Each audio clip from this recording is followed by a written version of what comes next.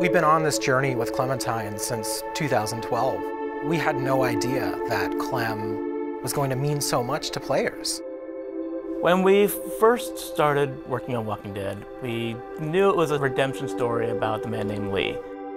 And Clementine was the lens that we see all of our actions. For this to really work, I think we needed a Clementine who was smart. We needed a character who was self-reliant. We needed a character who was there to help you and not be a hindrance. It was kind of a risk putting a kid as a main character in a game. The fact that she was such a likable character, her heartbreaking relationship with Lee was amazing. She started out as a symbol of something to worry about, but she became a symbol of hope. She became something that represented what we all live for. I always look at Clementine Season 2 as being defined by survivor's guilt. Stuff has happened, time has gone by, and she's not as trusting immediately of people she meets, and they're not trusting of her. The whole season of Season 2 was about kind of weighing the options of how do you define your own family. One of the more defining characters that she meets in Season 2 is Carver. In Episode 3, you know, he's basically like, you're not like the rest of them. You're meant to lead, you're not meant to follow. You can make the hard decisions. It is not difficult at all when things like the finale of Season 2 happen, where you have to make this horrible decision to feel that. I really legitimately felt so horribly sad in that session. What a horrible, tragic ending. I was actually surprised at how many people in the end ended up going off on their own.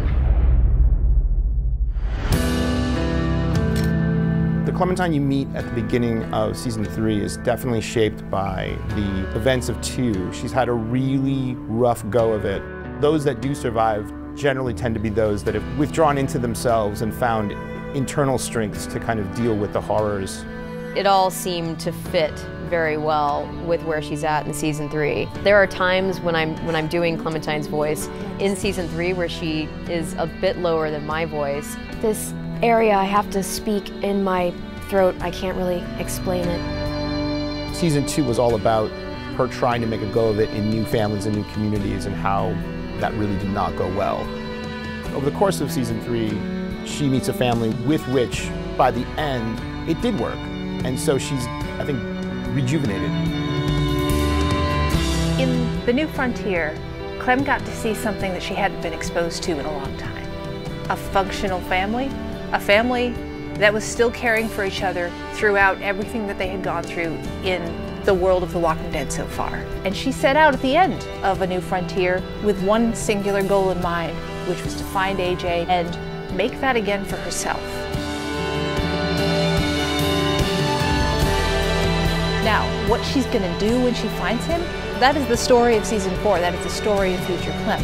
Who she wants to be, who she wants to be with, and how she wants to be, those are decisions the player's gonna make. It was hearing from the fans all the way through Season 1 and hearing that response, and that's what drove our decision to play as her in this 4th and final season. You will play as Clem. This will be Clem's story.